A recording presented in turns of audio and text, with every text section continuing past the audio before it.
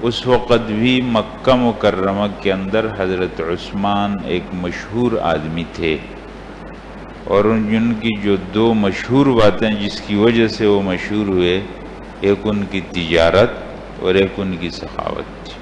سخاوت تو آخر تک رہے۔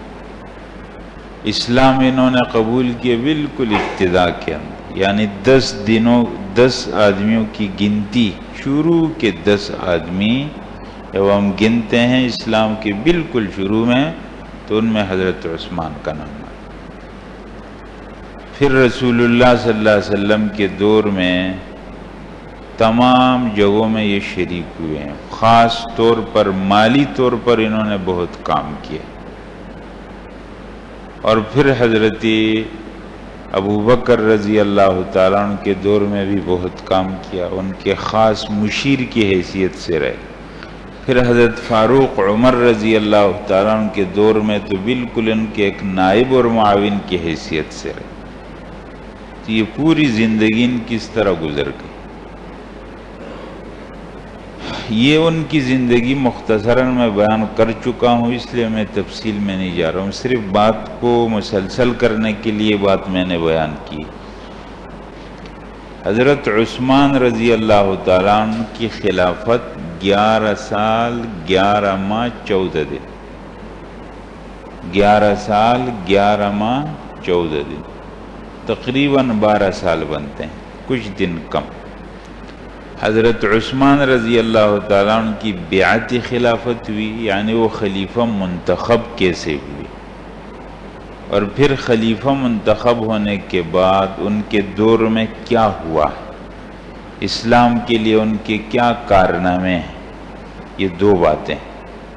خلافت کے لیے ان کا انتخاب کس طرح ہوا، آپ نے یہ سنا کہ حضرت عمر رضی اللہ تعالیٰ عنہ فجر کی نماز پڑھانے کے لیے تشریف لا رہے تھے۔ ذی الحجہ کا جو مہینہ ہے حج والا، اس کی بالکل آخری دن تھے، اور حضرت عمر رضی اللہ تعالیٰ عنہ حج کر کے واپس تشریف لائے تھے، اور مختلف علاقوں کے امراء اور گورنر بھی آپ کے ساتھ حج سے واپس مدینہ آئے تھے۔ فجر کی نماز کے لیے آپ تشریف لا رہے تھے، آپ کا طریقہ یہ تھا کہ آپ صفوں کو سیدھا کرتے ہوئے اور ان کو سیدھا ہونے کی تلقین کرتے ہوئے آگے مصلی پر تشریف لے جاتے۔ اس دفعہ جب آپ تشریف لائے تو آپ لوگوں کو یہ فرماتے ہوئے آگے بڑھ رہے تھے کہ صفوں کو ٹھیک کرو۔ صفوں کے بیچ میں ایک آدمی بیٹھا ہوا تھا، ابو لؤلؤ فیروز مجوسی، یہ ایرانی آدمی تھا، اور ایک صحابی کی سفارش پر مدینہ منورہ کے اندر اپنا کام کرتا تھا، لوہار کا کام۔ اس نے ایک زہر آلود خنجر دونوں جانب اپنے پاس رکھا تھا۔ اقامت ہو گئی، حضرت عمر رضی اللہ تعالیٰ عنہ مصلی پر تشریف لے گئے کہ اس نے پیچھے سے وار کر دی اور ناف کے پاس آپ کو مارا۔ حضرت عمر رضی اللہ تعالیٰ وہاں گر گئے اور فوراً عبد الرحمن ابن عوف کو اپنی جگہ کھڑا کیا۔ عام مجمع کو مسجد کے اندر صحیح پتہ نہیں چلا کہ کیا ہوا، اتنا ہوا کہ آواز کچھ گم ہو گئی۔ عبد الرحمن ابن عوف نے نماز پوری کی، حضرت عمر رضی اللہ تعالیٰ عنہ کو لایا گیا تو بے ہوش کبھی ہوش میں آتے، فوراً انہوں نے 6 آدمیوں کی ایک شورا تشکیل دی، اور یہ 6 وہ افراد ہیں جو بالکل ابتدائی اسلام قبول کرنے والے لوگ ہیں۔ فرمایا کہ یہ وہ 6 لوگ ہیں کہ رسول اللہ صلی اللہ علیہ وسلم اس حال میں دنیا سے رخصت ہوئے کہ وہ ان سے راضی تھے، تو میں ان 6 لوگوں کی شورا منتخب کر رہا ہوں، اور یہ امیر کا انتخاب کرے، خلیفہ کا۔ پھر فرمایا کہ میرے انتقال کے بعد 3 دن کے اندر اندر یہ کام ہونا چاہیے، اور فرمایا کہ جب تک تمہارا امیر منتخب نہیں ہوتا تو یہاں مصلی پر نماز صہیب رومی پڑھائیں گے. صہیب 6 آدمیوں کی شورا بنائی، حضرت عثمان، حضرت علی، حضرت طلحہ، حضرت سعد، حضرت زبیر، حضرت عبد الرحمن ابن عوف. اب یہ 6 کے 6 عشرہ مبشرہ. عشرہ مبشرہ ان صحابہ کو کہتے ہیں جن کو رسول اللہ صلی اللہ علیہ وسلم نے نام لے کر جنتی ہونے کی خوشخبری دی. ان میں ایک اور آدمی بھی تھے، ویسے تو 10 آدمی. 10 میں حضرت ابو بکر، حضرت عمر، اور 6 یہ نام میں نے لے لیے. ایک ابو عبیدہ بن الجراح کا انتقال ہو چکا تھا، وہ بھی آپ کے سامنے آئے. ایک نام ہے سعید بن زید، یہ حضرت عمر رضی اللہ تعالیٰ عنہ کے بہنوئی ہیں اور حضرت عمر کے قبیلے کے ہیں. وہ بھی تھے، ان کا نام بھی لے سکتے تھے لیکن ان کا نام جان بوجھ کر نہیں لی، تاکہ ایسا نہ ہو کہ لوگ عمر کی رعایت میں کہیں ان کو منتخب کر دیں اور مسلمانوں کی اجتماعی مفاد میں نہ ہو. تو فرمایا کہ سعید اس شورا میں نہیں ہو. میرا بیٹا عبد الرحمن آ سکتا ہے، وہ اس شورا میں شرکت کر سکتا ہے، بات کر سکتا ہے وہ، لیکن اس کو منتخب نہیں کیا جائے گا. اگرچہ عبداللہ میں بہت اہلیت تھی. صحابہ کرام میں حضرت عبداللہ وہ صحابی ہیں، حضرت عمر کے بیٹے، جو رسول اللہ صلی اللہ علیہ وسلم کی سنتوں کے اتباع میں بہت اعلیٰ پیمانے پر. جب رسول اللہ صلی اللہ علیہ وسلم مکہ مکرمہ کی طرف سفر کرتے مدینہ منورہ سے، اور سفر کے دوران میں جہاں جہاں آپ قضاء حاجت کے لیے بیٹھ جاتے تھے، تشریف رکھتے تھے، حضرت عمر ابن عمر کو وہ جگہ معلوم تھی. اس لیے جب بھی وہ سفر کرتے مدینہ منورہ سے مکہ مکرمہ، ان کو ضرورت ہوتی یا نہ ہوتی اپنا سواری سے اتر کر وہاں اتباع سنت میں بیٹھ جاتے. اور بھی بہت ساری مثال. تو حضرت ابن عمر بھی اہلیت، ایسا نہیں کہ صرف بیٹے اور صاحبزادے تھے، اہلیت تھی ان میں، لیکن فرمایا نہیں، ابن عمر مشورے میں آ جا. آپ 6 لوگ ہیں، آپ لوگ اپنا مشورہ کرو. اگر ایسا ہو جائے کہ 3 ایک طرف ہو جائیں، 3 ایک طرف، اور آپ کا فیصلہ نہ ہو سکے تو ابن عمر کی رائے لے لو، وہ جس جانب ہو جائے، اگر آپ لوگ راضی ہوں تو اس کو امیر منتخب کرو. اگر ابن عمر کی رائے پر بھی اتفاق نہ ہو جائے تو پھر یہ دیکھو کہ عبد الرحمن ابن عوف کس جانب ہے، ان کی رائے کا. بہرحال حضرت عمر رضی اللہ تعالیٰ عنہ انتقال بھی کر گئے. 1 محرم کو حضرت عمر رضی اللہ تعالیٰ عنہ کا انتقال جنازہ ہو گیا.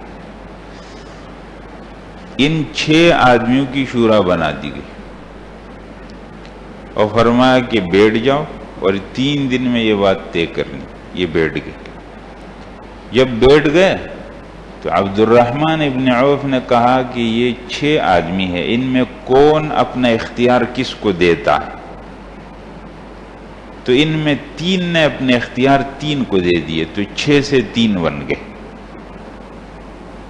یعنی حضرت زبیر نے اپنا اختیار حضرت علی کو دیا، حضرت طلحہ نے اپنا اختیار حضرت عثمان کو دیا کہ عثمان جو کہے میں راضی.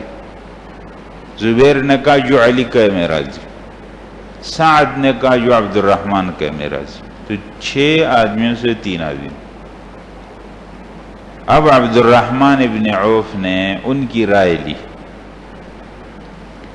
اور پھر مدینہ منورہ کے اندر وہ گھوم پھرتے تھے، سب لوگوں کے پاس. 3 دن رات مسلسل وہ رائے عامہ کو معلوم کرتے رہے.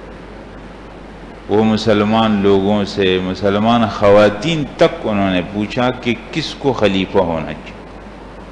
مختلف جگہ مشورے چلتے، امیر آئے ہوئے مختلف جگہوں سے، آخری رات جب پہنچے تو رات کا وقت ہے، عبد الرحمن ابن عوف اپنی بہن کا بیٹا ہے، ان کا بھانجا، مسور ابن مخرمہ ان کا نام، ان کا دروازہ کھٹکھٹا تو وہ اٹھے، فرمایا تم سو رہے ہو، میں کتنے وقت سے جاگ رہا ہوں، جاؤ اور میرے پاس بلاؤ عثمان کو بلایا، علی کو بلایا، سعد، زبیر، طلحہ، سب کی رائے لی، بالکل اب فیصلہ کرنے والے ہو گیا۔ صبح فجر کی نماز ہو گئی، حضرت صہیب نے پڑھا تھی، عبد الرحمن ابن عوف ممبر پر ہے اور فرمایا کہ سارے لوگ جمع ہو گئے، فرمایا کہ میں نے مدینہ منورہ کی عام رائے معلوم کی تو 2 آدمیوں کا نام آیا، عثمان اور علی۔ اکثریت عثمان کی تھی اور حضرت علی رضی اللہ تعالیٰ عنہ کے بارے میں مشورہ دینے والے تھے۔ عبد الرحمن ابن عوف رضی اللہ تعالیٰ نے حضرت علی کو بلایا اول، فرمایا اگر ہم آپ کے ہاتھ پر بیعت کریں اس شرط پر کہ آپ اللہ کے حکم پر، رسول اللہ کے طریقے پر، اور اپنے سے قبل جو آپ کے 2 گزرے ہیں حضرت ابو بکر و عمر رضی اللہ عنہ، آپ انہی کے نقش قدم پر پورا چلیں گے، ہم آپ کے ہاتھ پر بیعت کریں۔ انہوں نے کہا میں اس کا پورا وعدہ نہیں کرتا کہ میں میں اپنی طاقت کے مطابق کام کروں۔ پھر عثمان کو بلایا، عثمان سے بھی یہی بات کی کہ آپ اللہ کے حکم کے مطابق، رسول اللہ صلی اللہ علیہ وسلم کے طریقے کے مطابق اور حضرت ابو بکر عمر رضی اللہ عنہما کے طریقے کے مطابق بالکل آپ چلنے کے لیے تیار ہیں۔ انہوں نے کہا تیار، تو ان کے ہاتھ پر بیعت۔ عبد الرحمن ابن عوف نے بیعت کی اور پھر اس کے بعد دوسرا بیعت کرنے والے حضرت علی اور صحابہ کرام کا اتفاق ہو گیا اور سب ٹوٹ پڑے، بالکل اتفاق رائے سے، اس میں کوئی اختلاف ہوا ہی نہیں۔ اگر بعض لوگ اپنے آپ کو حضرت علی کا کچھ زیادہ ہی عاشق بتا کر اور اس کو اور رنگ دینا چاہتے ہیں تو وہ بات خالص جھوٹ پر مبنی، سچ یہی ہے جو میں نے آپ کے سامنے تاریخی اعتبار سے بیان کیا۔ بعض لوگ اپنے آپ کو بہت ہی زیادہ حضرت علی کے عاشق بتانے کی کوشش کرتے ہیں اور اس کے نتیجے میں حضرات صحابہ کرام سے اپنے بغض و عداوت کا اظہار کرتے ہیں۔ یہ انتہائی اپنے ایمان کو خراب کرنے کی بات۔ صحابہ کرام کا اتفاق ہو گیا، حضرت علی رضی اللہ تعالیٰ عنہ نے بھی بیعت کر اور اتفاق رائے سے حضرت عثمان خلیفہ منتخب ہو گئے۔ یہ تھا انتخاب حضرت عثمان کا۔ دور خلافت حضرت عثمان رضی اللہ تعالیٰ عنہ خلیفہ بننے کے بعد سب سے پہلے ایک خطبہ دیا ہے مختصر، اور پھر ان کے کارناموں پر بات ہوگی آئندہ، اور نظام خلافت پر بھی بات ہوگی آئندہ۔ اب صرف اس خطبے پر بات۔ حضرت عثمان رضی اللہ تعالیٰ عنہ نے جو خطبہ دیا تو اس میں انہوں نے یہ بات فرمائی لوگوں کو کہ میں آپ لوگوں کا ذمہ دار بنایا گیا اور میں نے یہ ذمہ داری قبول کر لی، اور میں تمہارے ساتھ اپنے تعلق میں ایک تو اللہ کی کتاب، رسول اللہ صلی اللہ علیہ وسلم کی سنت، اور اپنے سے قبل 2 خلیفہ حضرت ابو بکر و عمر کی پیروکاری کروں گا، اور میں کوشش کروں گا کہ تمہارے ساتھ کوئی سخت سلوک نہ کروں، اور تمہارے معاملات میں دخل نہ دوں، لیکن جہاں تم میں کوئی ایسا جرم کرے گا جو سزا کا مستحق بنے گا تو وہاں میں پھر نرمی نہیں کروں گا۔ اور پھر فرمایا کہ دنیا ختم ہونے والی ہے، کہاں ہے وہ لوگ جو پہلے تھے، اس لیے اپنے آئندہ کے لیے تیاری کرو۔ پھر اس کے بعد حضرت عثمان رضی اللہ تعالیٰ عنہ نے پورے ریاست اور خلافت میں جتنے عمال تھے، امراء تھے، ان کو ہدایت کی۔ فرمایا عدل و انصاف کے سر رشتے کو نہ چھوڑا جائے، آمدنی اور خرچ میں امانت و دیانت سے کام لیا جائے، مسلمانوں اور ذمیوں کے درمیان کوئی روا نہ رکھا جائے، یعنی دونوں کے ساتھ انصاف کا معاملہ کیا جائے، دشمنوں کے ساتھ مقابلے کے وقت بد عہدی نہ کی جائے، عہد کو نہ توڑا جائے۔ سرداران اسلام کی حیثیت محافظ اور نگہبان کی ہے، وہ رعیت کے آقا اور مولانا۔ حضرات دیکھ رہے ہیں، فرمایا کہ جتنے علاقوں کے سربراہ لوگ ہیں وہ اس علاقے کے محافظ اور نگہبان ہیں، وہ اس علاقے کے آقا اور مولا نہیں ہیں کہ لوگ ان کے غلام۔ بس ان کی حیثیت محافظ کی ہے تو اپنی حیثیت کو سمجھنا چاہیے۔ اس حیثیت کے سمجھنے میں لوگوں کو غلطی ہو جاتی ہے۔